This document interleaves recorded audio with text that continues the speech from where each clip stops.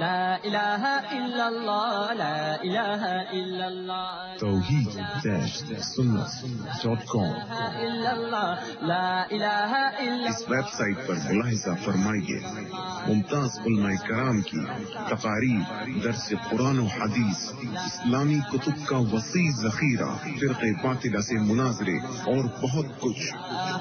الا اللہ، لا الہ الا اللہ۔ مثال کے طور پر ایک آدمی بیٹھا ہوا مسجد میں رو رہا تھا، چاروں قطار رو رہا تھا۔ بھائی کیا ہوا؟ کہنے لگا جی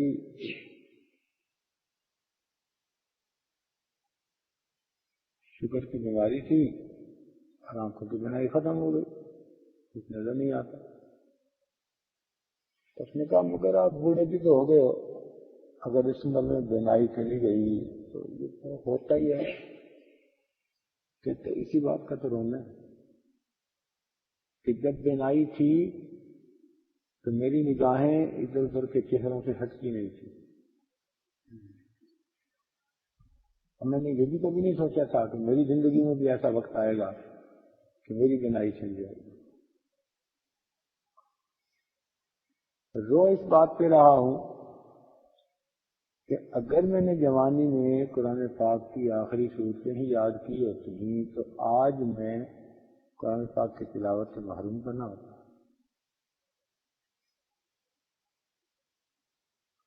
یہاں اور مجھے محرومیاں ہوئی، ایک یہ بھی کہ اب میں کرنا بھی چاہوں تلاوت قرآن میں کر نہیں سکتا، مجھے کچھ بھی یاد نہیں۔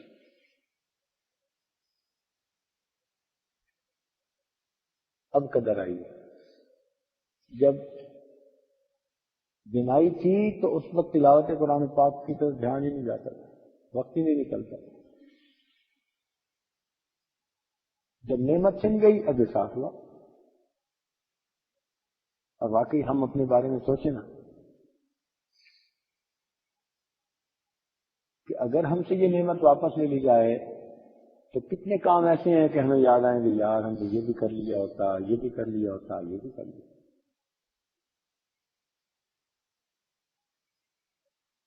تو نعمت کی قدردانی نعمت کی موجودگی میں کرنی چاہیے۔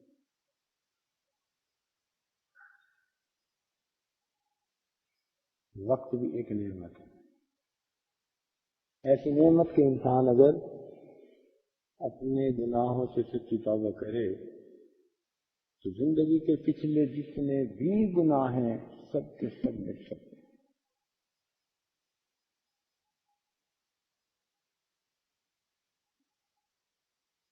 اس کے جو آنکھ سے نکلے ہوئے ندامت کے آنسو ہیں انہیں اللہ نے بڑی تاثیر رکھی۔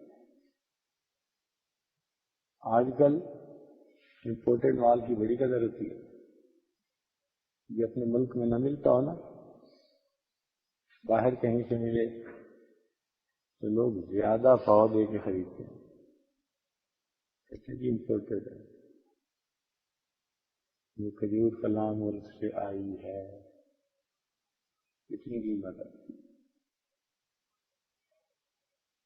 امپورٹڈ چیز دگنی تگنی قیمت پہ عورتیں خرید کے لاتی ہیں، کہتے ہیں جی بار بار ملتی ہے۔ تو جس طرح دنیا میں امپورٹڈ چیز کو زیادہ قیمت دے کے خریدتے ہیں، اسی طرح یہ ندامت کے آنسو عرش کے اوپر کے جہان کے لیے امپورٹڈ چیز کی مانند ہے۔ فرشتوں کو رونا نہیں آتا، فرشتوں کے ہاں ندامت کے آنسو نہیں ہے۔ تو جس جہان میں کوئی چیز نہ ہو، جب کسی بندے کے ندامت کے آنسو وہاں پہنچتے ہیں تو پھر اللہ تعالیٰ امپورٹڈ چیز کو زیادہ قیمت دے کے خرید۔ موتی سمجھ کے شان کریمی نے چن لیے، قطرے جو تھے میرے عرق انفعال۔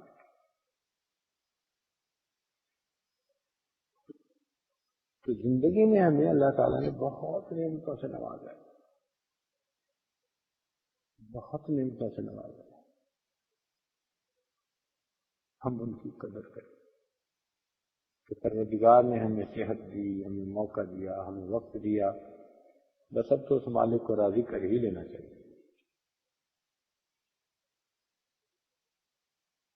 پاکستان میں ایک ڈاکٹر ہیں، نیک طبع ہیں، کافی عرصہ ان کا ہسپتالوں میں گزرا۔ انہوں نے ایک کتاب لکھی ہے مرنے والوں کے آخری مناظر کے نام سے، اس سے ملتا جلتا نام، مسٹر میڈیکل ملتان میں ان کی ڈیوٹی لگی ہوئی تھی۔ انہوں نے 100 واقعات لکھے ہیں۔ کہتے ہیں میں نے تو ہزاروں کو اپنے آنکھوں کے سامنے مرتے دیکھا، اس لیے کہ ڈاکٹر کا تو زندگی کا مسئلہ ہے، ذرا کسی پہ آخری وقت ہے بلاؤ ڈاکٹر کو، تو ڈاکٹر اپنی آنکھوں کے سامنے مرتے دیکھتے ہیں لوگوں۔ وہ کہتے ہیں میں نے سینکڑوں لوگوں کو دیکھا، لیکن کچھ کو تو میں نے بہت قریب سے دیکھا، اور جب سے اپنی میری زندگی بدلی میں نے ان کو موت کے وقت تلقین نہیں کی۔ کہتے ہیں ڈاکٹر ہونے کے ناطے مجھے پتا تھا کہ علامات کب شروع ہوتی ہیں، تو جب میں کسی کے علامات دیکھتا کہ موت کے سائے منڈلا رہے ہیں تو میں اس کو تلقین کرتا، کلمہ پڑھ گیا۔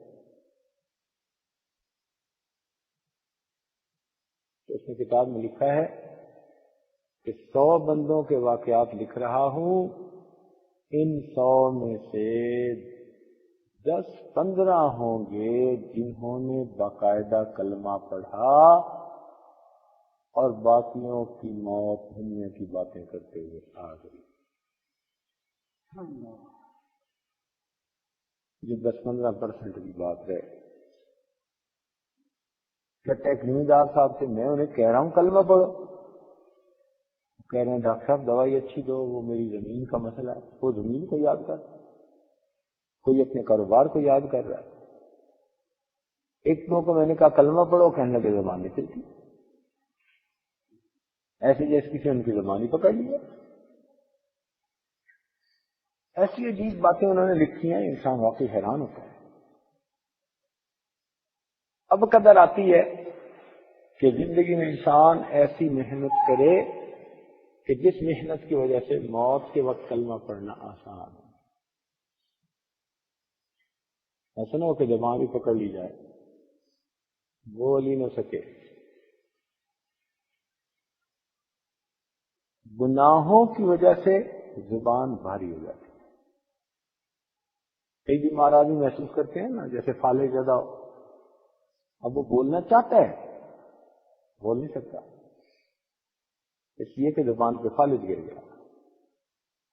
گناہوں کی مثال فالج کی مانند ہے جو موت کے وقت انسان کی زبان کو بولنے لگے۔ گناہوں کی نحوست کی وجہ سے انسان کی زبان سے کلمہ نہیں نکلتا۔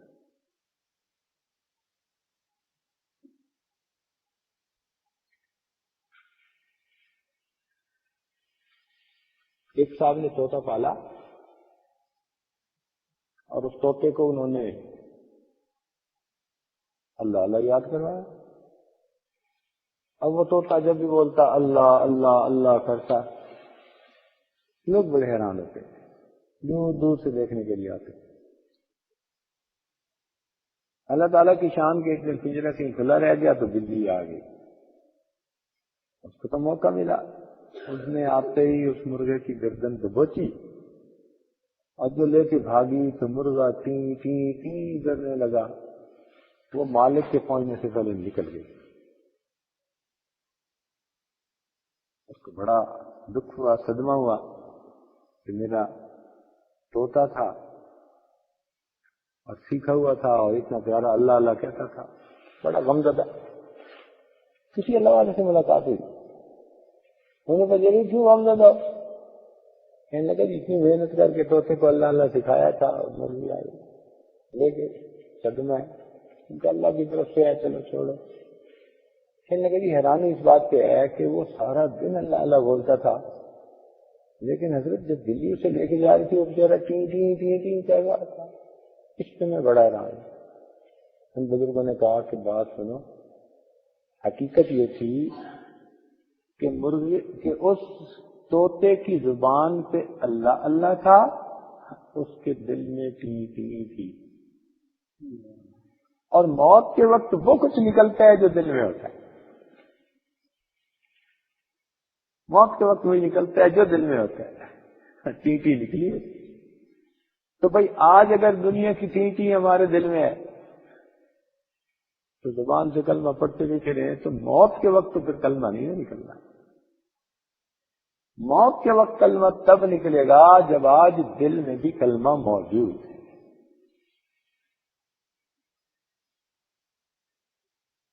منکر نکیر کے 3 سوال ہی ہیں نا، تو کون سے ان کے جواب کے لیے سرفناو کی ضرورت ہے؟ اب من ربک سوال کے جواب میں ربی اللہ کہنا کون سا مشکل کام ہے؟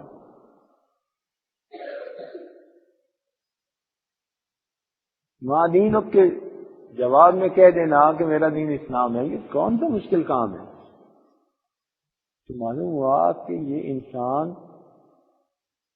کب کہہ سکے گا جب زندگی میں عمل اس کے مطابق ہو، زبانی کلامی باتیں وہاں چل رہی۔ تو آج ہم دیکھیں کہ زندگی کا رخ کیسا ہے، کیا ترتیب ہے، اس کے مطابق معاملہ ہے۔ حدیث پاک میں آتا ہے جو انسان باقاعدگی سے مسواک کرتا ہو اس کی برکت سے اللہ تعالیٰ موت کے وقت اس کو ملک الموت کو بھیجتے ہیں، اور ملک الموت اس وقت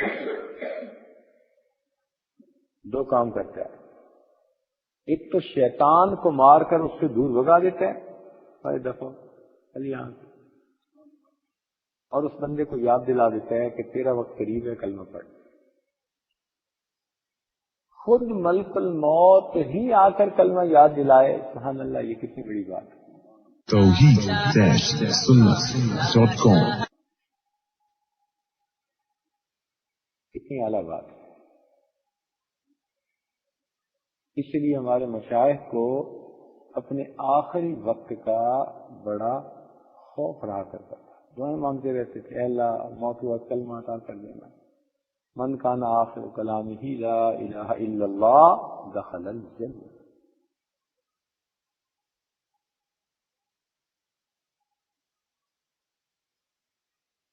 تو رہ گئی بات وقت کی، اس کی قدر و قیمت ہے، ہاتھوں سے ہمارے نکلتا چلا جا رہا ہے،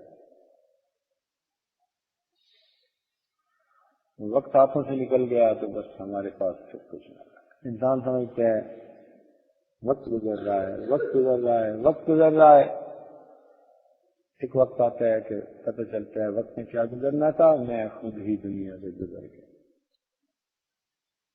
اور اللہ تعالیٰ کے یہاں بندے کی جو قدر و قیمت ہے وہ اس کے بدن کی وجہ سے نہیں ہے، اس کے اعمال اور اس کے کمال کی وجہ سے، فضل و کمال کی وجہ سے۔ جس میں جتنی صفات ہوں گی اللہ کے یہاں اتنا مقبول۔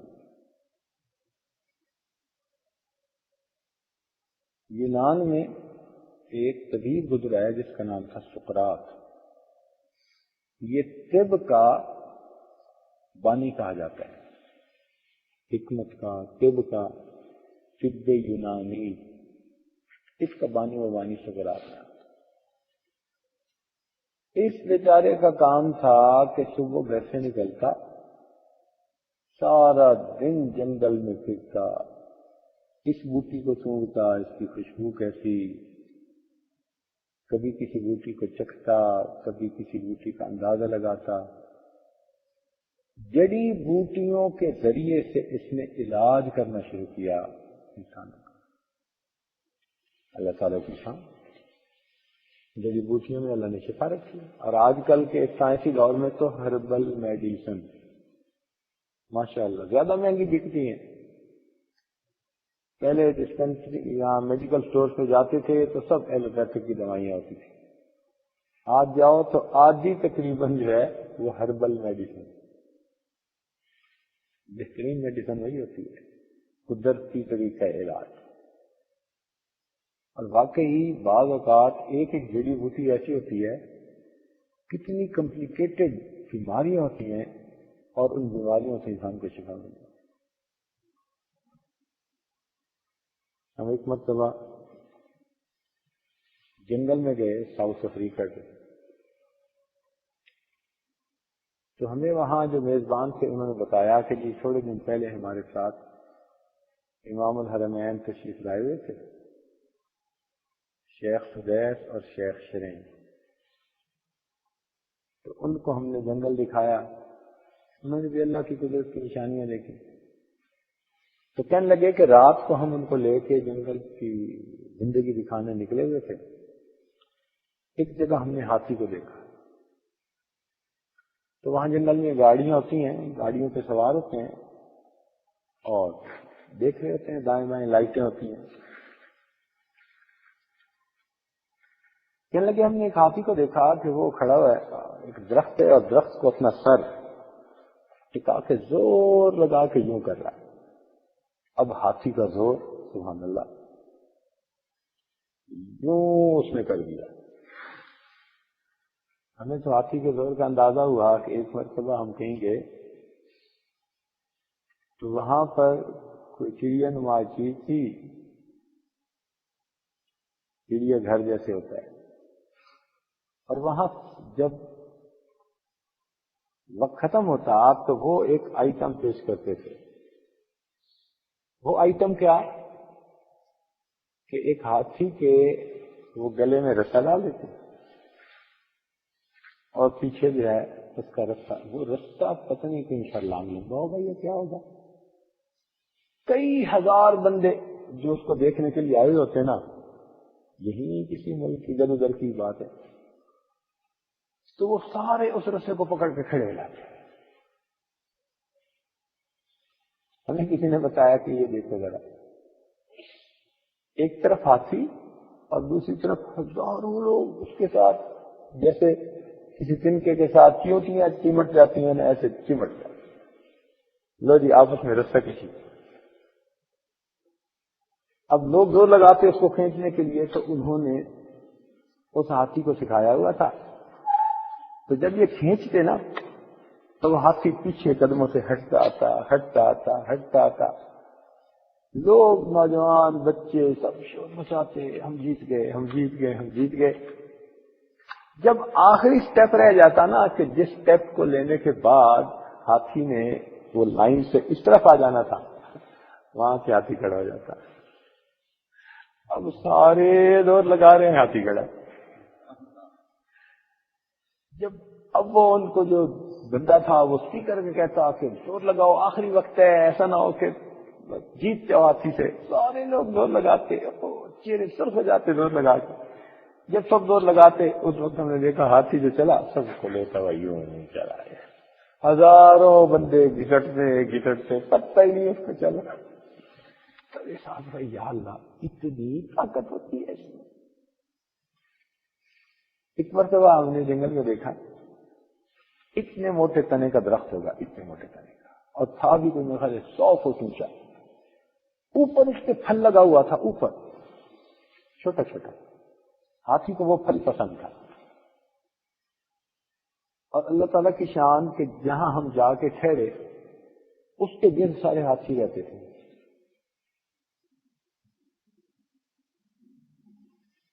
وہاں انہوں نے نماز پڑھنے کی جگہ بنائی ہوئی تھی، عقل مندی یہ کی ہوئی تھی کہ اس کی ہائٹ انہوں نے بس کوئی 5-6 فٹ رکھی ہوئی تھی، یعنی آدمی کے قد سے تھوڑا سا اونچا، ہاتھی تو زیادہ اونچا ہوتا ہے۔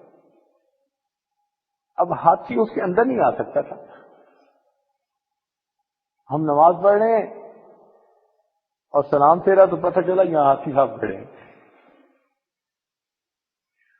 اتنا قریب کہ اس کے جو وہ کان ہل رہے ہوتے ہیں نا، اس کے پنکھے کی آواز ہمیں لگ رہی تھی، ہمارے کپڑے ہل رہے تھے، یہ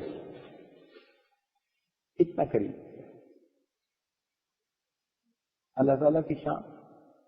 خیر وہ تھوڑی دیر وہاں رہے، جب انہوں نے دیکھا کہ یہ جو مخلوق ہے یہ ہم سے تو دور ہے، ہمارا سونڈ بھی نہیں پہنچتا اور چھوٹی اتنی ہے جگہ کہ ہم اندر جا نہیں سکتے، تو وہ ہاتھی پہ جانے لگے۔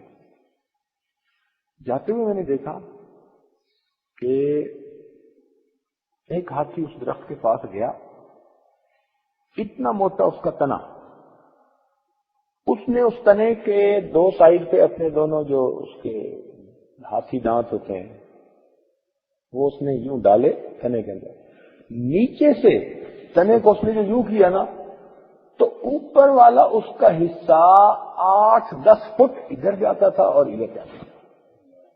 میں حیران ہو گیا اس دن اس کو دیکھ کے، یوں اس نے کیا ایسے ایسے، اور اوپر کا تنا، یعنی میں حیران ہو رہا تھا کہ وہ 8-10 فٹ پورا درخت یوں اور 8-10 فٹ پورا درخت۔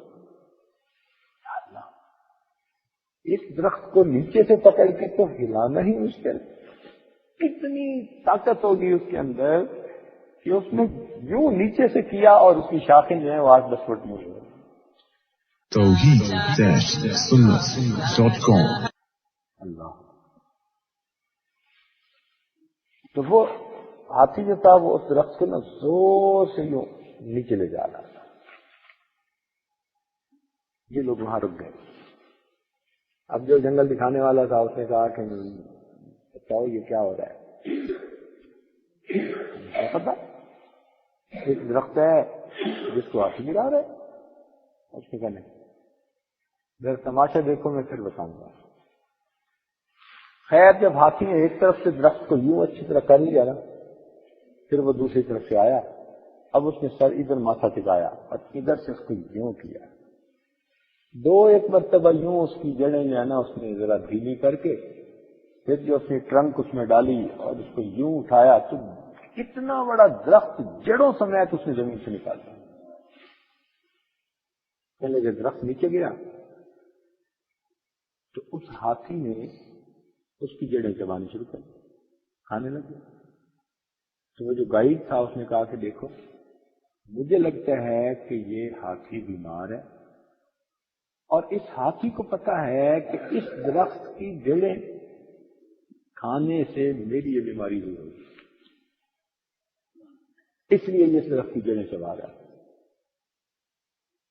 تو اللہ تعالیٰ نے ان جڑی بوٹیوں میں انسانوں کے لیے، حیوانوں کے لیے شفا رکھی،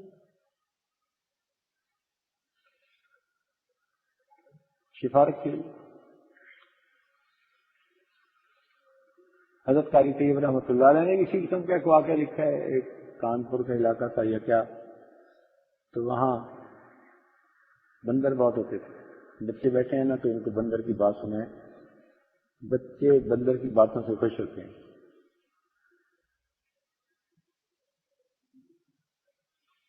تو وہ بندر آ کے نا وہ چیزیں اٹھا کے لے جاتے گھر کی، بہت بڑی تنگ ہوتی ہے۔ اچھا کبھی کبھی کیا کرتے ہیں کہ ماں نے چھوٹے بچے کے کپڑے دھو کے لٹکائے نا خشک ہونے کے لیے، وہ اس کپڑے کو لے جاتے اور درخت پہ چڑھ کے اس ماں کو دکھا کے اس کو پھاڑتے۔ اب جب ماں کو دکھا کے اس کے بچے کے کپڑے پھاڑتے تو ماں کو بڑا دکھ ہوتا ہے اور پھر روز شکوہ کرتی مردوں سے کہ ان بندروں کا کچھ کرو۔ اور یہ ہمیں خود ذاتی طور پر تجربہ ہوا اس کا۔ ایک مرتبہ ہم نے ایک جنگل میں نماز پڑھنی تھی، ہمارے دوست تھے کوئی 32 کے قریب، وہ قافلہ چل رہا تھا الحمدللہ پروگراموں کے لیے۔ سب نے کہا جی حضرت یہ بہت پرسکون جگہ ہے، یہاں پر نا کھانا بھی کھا لیا جائے، پکا ہوا تھا ساتھ۔ ہم نے کہا بہت اچھا، دسترخوان بچھاؤ۔ ادھر دریا کا کنارہ تھا، درخت تھے، تو ہم وہاں بیٹھ گئے، کھانا کھانے لگے۔ اب کھانا لگانے والوں نے سب کے سامنے جب رکھ لیا نا جی کھانا اور آرام سے سے کھا رہے ہیں، تو انہوں نے ایک ایک سیب بھی سب کے سامنے رکھا۔ اللہ کی شان کہ ایک چھوٹا سا بچہ بھی ہمارے ساتھ تھا، ایک چھوٹے بچے کی طرح کا، اپنے والد کے ساتھ وہ بھی اکٹھا سفر میں تھا۔ یکدم اس بندے نے چیخ لگائی، منکی! جب اس نے منکی کہا نا تو سب اس کی طرف دیکھا تو ہم نے دیکھا چھوٹا سا بچوں کا منکی تھا، وہ درخت سے اترا اور اس نے بڑے کسی کا سیب نہیں اٹھایا، چپکے سے آیا اور پیچھے سے آ کے اس نے اس بچے کا جو سیب پڑا تھا نا وہ اٹھایا اور لے کے گیا۔ اب جب لے کے اوپر چڑھ گیا تو سب نے دیکھنا شروع کر دیا۔ ہم دیکھ رہے تھے کہ وہ چھوٹا بچہ اس بچے کو دکھا کے دیکھتا پھر یوں کھاتا اور اس کو نیچے پھر اس کو دیکھتا پھر اس کو کھاتا۔ تو اس دن ہمیں احساس ہوا کہ واقعی اس بندر کے اندر یہ شرارتی مادہ موجود ہے، یہ جان بوجھ کے تیز کرتا ہے، جان بوجھ کے تیز کرتا ہے۔ اوہو، ہم نے تو بلکہ بابون کو ڈاکہ مارتے ہوئے خود دیکھا ایک دفعہ۔ بندر کہتے ہیں چھوٹے سے، اور بابون کہتے ہیں وہ جو بڑا انسان کی طرح کا بڑا سارا ہوتا ہے۔ اللہ اکبر! ایک جگہ جنگل میں سے گزرتے ہوئے ایک جگہ شیر بیٹھا ہوا تھا، لوگ بہت سارے گاڑیوں میں جا رہے تھے، دیکھ رہے تھے۔ ہم نے کہا چلو بھائی واپس جانے ہیں، پروگرام ہے ہمارا ایک جگہ، تو اس لیے نکلو یہاں سے۔ اب ہم جب نکلنے لگے تو تھوڑا سا آگے گئے تو ایک جگہ نا بابون کی پوری فیملی بیٹھی ہوئی تھی، لگتا تھا کوئی اس میں 20-25 افراد ہیں، چھوٹے بڑے مرد عورتیں ان کے جیسے ہوتے ہیں۔ اب گاڑی کھڑی کر کے سب لوگ ان کو بھی دیکھنے لگے کھڑی ہے۔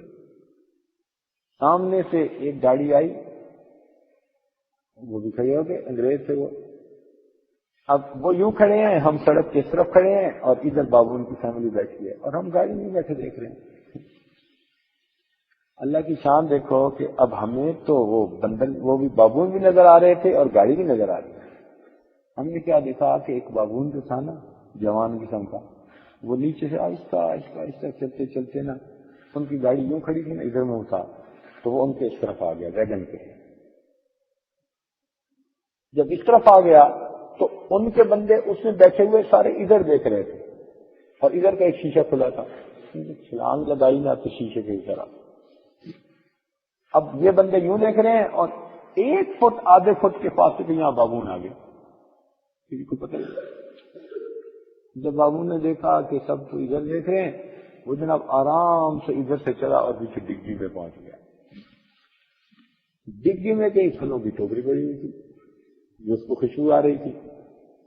اس نے جب ذرا ہاتھ لگایا نا تو برتن وغیرہ پڑے تھے وہ کھٹکے، تو پچھلی سیٹ والے نے دیکھا کہتے بابون۔ اب اس نے جب بابون کہا تو وہ تو سارے پینک ہو گئے۔ اب جناب انہوں نے فوراً دروازے کھولے اور سب بندے باہر نکل آئے۔ اچھا ڈرائیور نے کیا کیا، اسے ڈگی بھی کھول دی ڈر کے مارے۔ جیسے ڈگی کھلی اس بابون نے جناب پھلوں کی ٹوکری ہاتھ میں اٹھائی اور وہ بھاگ گیا۔ ہم نے اس کو دن دہاڑے ڈاکہ مار کے اگلی آنکھ سے دیکھا۔ یہ تو ایسی قوم ہے۔ خیر، اب عورتوں نے کہا جی کہ ان بندروں کا کچھ کرو، مردوں نے تنگ ہو کے کہا اچھا کرتے ہیں۔ چنانچہ ایک دن انہوں نے زہر منگوائی، عورتوں کو کہا کہ بھائی ذرا ہاتھوں پہ دستانے چڑھاؤ اور روٹیاں پکاؤ مگر آٹے میں زہر ملاؤ، اور ان کے ٹکڑے کر کے ہم چھتوں پہ رکھیں گے، اب بندر آ کے اس کو کھائیں گے تو پھر ہم چھپ کے بیٹھیں گے، ان کو تڑپ تڑپ کے مرتا آنکھوں سے دیکھیں۔ انہوں نے روٹیاں پکائی، اس کے کوئی 200-300 ٹکڑے بنائے اور ٹکڑے بنا کے انہوں نے چھتوں پہ پھیلا دیے، اور خود دور جو ہے نا ایک جگہ پر بیٹھ کر سب دیکھنے لگے کہ اب دیکھو بندر مرتے کیسے۔ اللہ کی شان کے ایک دو بندر ادھر آئے، انہوں نے جب روٹیاں دیکھی تو انہوں نے تو خاص انداز میں چیخنا شروع کر دیا۔ جیسے ہی وہ چیخے تو تھوڑی دیر کے بعد کوئی 10-15 بڑے قد کے بندر لگتے تھے جیسے کوئی نمبردار قسم کے بندر ہیں، وہ آ گئے جی۔ تو لگتا تھا وہ بندروں کے کوئی MP وغیرہ ہوں گے۔ انہوں نے آ کے جناب وہ ساری صورتحال دیکھی اور انہوں نے کھایا کچھ نہیں، بس ایک طرف یوں بیٹھ گئے اور کچھ آپس میں آوازیں نکالنے لگے، ایسے لگتا تھا کہ ان کی گول میں کانفرنس ہو رہی ہے۔ خیر اس کے بعد وہ چلے گئے۔ جب وہ چلے گئے تو لوگ حیران ہوئے کہ یار کسی نے بھی نہ کھایا، ہمارا تو یہ دور ایسے ہی گیا۔ ابھی وہیں بیٹھے تھے کہ تھوڑی دیر گزری، وہ کہتے ہیں کہ 200-300 بندر یکدم چیخیں مارتے شور مچاتے آئے اور سب کے منہ میں کسی درخت کی کوئی پتوں کی ایک چھوٹی سی ڈالی تھی، ٹہنی تھی۔ اب جب وہاں آئے تو ان بندروں نے پہلے وہ جو ٹہنی تھی پتوں کی وہ چبائی، وہ لگتا ہے ویکسین تھی کوئی، اور اس کے بعد جو ٹکڑا بچے ہوئے تھے وہ ایک ایک ٹکڑا انہوں نے ہر ایک نے علیحدہ علیحدہ کھایا اور شور مچاتے ہوئے وہاں سے کھایا۔ تو دیکھو بندروں کو بھی پتا ہے کہ اگر فلاں چیز میں زہر ہے تو اس زہر کا علاج اللہ نے کس بوٹی کے اندر رکھا ہے، وہ بوٹی کو چبا لیتے ہیں، ان کے لیے اینٹی بایوٹک بن جاتی ہے۔ تو خیر بتانے کا مقصد یہ تھا کہ سقراط کو یہ ہر وقت شوق تھا کہ جڑی بوٹیوں کی تاثیر کا مجھے پتہ چلے۔ اس نے پوری زندگی اسی میں گزار دی، پوری زندگی ہربل میڈیسن تیار کرنے میں، اس لیے وہ طب یونانی کا موجد کہلاتا۔ کافی عرصہ اس طرح پھرنے پھرانے کے بعد بیچارہ ایک مرتبہ شہر آیا، رات کا وقت تھا، اس نے کھانا کھایا جو کچھ اس کے پاس تھا، تو وہیں ایک جگہ کسی بازار میں دکان کے سامنے بیٹھا، لیٹ گیا، اسے نیند آ گئی۔ اللہ تعالیٰ کی شان کے صبح صبح اس دروازے سے، اس راستے سے بادشاہ نے گزرنا تھا۔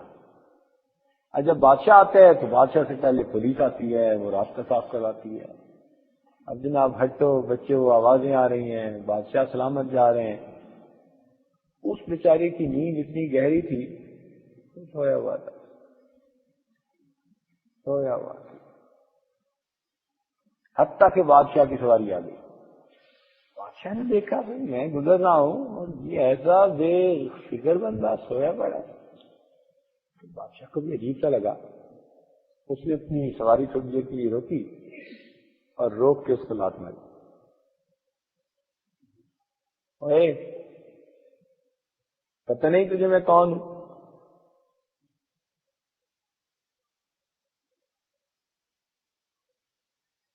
تو اس کی آنکھ کھلی، جب اس کی لات لگی آنکھیں ملنے لگا، اتنے میں اس نے پھر لات ماری۔ بھائی تجھے پتہ نہیں میں کون ہوں؟ لگا جی میں پہچاننے کی کوشش تو کر رہا ہوں کہ آپ کون ہیں۔ کہنے لگے میں بادشاہ ہوں۔ نے کہا جی بادشاہ کا کام حکومت کرنا، مگر لات مارنا تو گدھے کا کام ہوتا ہے۔ لات مارنا یہ تو گدھے کا کام ہوتا ہے۔ تو میں حیران ہوں کہ کیا اس وقت حکومت کرنے کے لیے گدھوں کے سوا کوئی نہیں ملا؟ دنیا میں حکومت کرنے والا گدھوں کے سوا کوئی؟ بادشاہ کو بڑا غصہ آیا۔ اب جب بڑا غصہ آیا بادشاہ کو تو بادشاہ نے کہا کہ تجھے پتہ نہیں میرا تخت ہے اور میرا تاج ہے اور میرا خزانہ ہے اور میرا فلاں ہے۔ اب اس کی نیند بھی کھل گئی تھی اور اس کو بھی پتا تھا کہ اب میں نے اگر بادشاہ کو الٹا جواب دیا تو یہ مجھے لٹکائے گا کمر پر۔ تو عقل مند بندہ تو تھا نا، کہنے کا بادشاہ سلامت بات یہ ہے کہ یہ جتنی چیزوں کا آپ نے تذکرہ کیا کہ میرے پاس سونا ہے، چاندی ہے، مال ہے، تاج ہے، تخت ہے، یہ تو ان چیزوں کی قیمت آپ نے بتائی، کوئی بات آپ نے ایسی نہیں کی کہ جس سے آپ کا فضل و کمال ظاہر ہو۔ بھئی آپ کے پاس تاج ہے، کسی نے چھین لیا تو عزت چھن گئی، آپ کا مال کسی نے چوری کر لیا آپ کی عزت چھن گئی، آپ سے اگر کسی نے فلاں چیز لے لی تو آپ کی عزت چھن گئی۔ عزت بات سے سلامت وہ ہوتی ہے جو بندے کے اپنے پاس ہو، جسے کوئی چھین ہی نہ سکے۔ آپ مجھے بتائیں، آپ میں علم ہے، آپ میں عدل ہے، آپ میں اخلاص ہے، آپ میں صلاح ہے، ان صفات کا ہونا تو آپ کے لیے خوبی کا باعث ہے۔ یہ خارجی چیزوں کے تذکروں سے کوئی نہیں بڑا بندہ بنا کر۔ اوہو، ایسی بات کہی کہ بادشاہ کے دل پہ جا گئی۔ بادشاہ نے کہا بھائی واقعی بندہ بڑا جان رہا۔ تو سقراط کی بات ٹھیک ہے کہ انسان کی قدر و قیمت تو ان صفات کی وجہ سے ہے جو اللہ تعالی نے اسے عطا کی. اگر ہمارے اندر وہ صفات نہیں، کپڑے اچھے پہنے، فلاں پہن لیے، ہر وقت کوئی $200 کا بن کے پھرتا رہے، تو کیا ہے اس کا فائدہ ہوتا ہے؟ گھڑے اتنے کی ہے، اینک اتنے کی ہے، فلاں اتنے کا ہے، اس سے کیا فرق پڑتا ہے؟ اللہ تعالیٰ قیامت کے دن بندے کی اپنی قیمت دیکھیں گے، اور وہ اس کی قدر و قیمت اس کے اچھے اخلاق پر ہوگی، اچھے اعمال پر ہوگی، اس کی نیکی، اس کی شرافت پر ہوگی، اس کی ان صفات کی بنیاد پر. تو انسان کے اپنے اندر جو ہوگا وہی ہوگا. اس لیے موت کے وقت کلمہ پڑھنا انسان کے لیے مشکل ہو جاتا ہے اگر اس کی اپنی زندگی اس کے تعلیمات کے مخالف ہے. چنانچہ کتنے لوگ ہیں جن کو اوپر والے کلمہ یاد بھی دلاتے ہیں، مگر جیسے فالج شدہ انسان کی زبان فالج کی وجہ سے بول نہیں سکتی حالانکہ وہ چاہتا ہے، تو اس وقت اس بندے کی زبان سے کلمہ نکل نہیں پاتا حالانکہ وہ چاہتا ہے. تو ڈاکٹر صاحب نے جو کتاب لکھی مسٹر میڈیکل والوں نے، تو انہوں نے لکھا کہ میرا یہ مشاہدہ ہے کہ 100 میں سے 10 سے 15% لوگ ایسے ہیں کہ جو باقاعدہ کلمہ پڑھ کر دنیا سے جاتے ہیں، ان کو خدا یاد ہوتا ہے، اور میں نے باقیوں کو اسی دنیا کے اندر غفلت کر کے مرتے. یہ فکر مندی کی بات ہے. ہمیں چاہیے ہم آج سے اس کے لیے دعائیں بھی مانگیں، اپنے رب سے اس کی مناجات کریں کہ پروردگار عالم ہمیں آخری وقت میں کلمے سے محروم نہ فرما دینا. اور یہ نعمت کب ملے گی؟ جب کہ اس کے مطابق محنت کی ہوگی، زندگی گزاری. تو وقت کی قدر کرنا چاہیے، زندگی کو شریعت و سنت کے مطابق گزارنا چاہیے. اللہ تعالی ہماری زندگی دین کی خدمت کے لیے قبول فرما لے. آخر دعوانا الحمدللہ رب العالمین.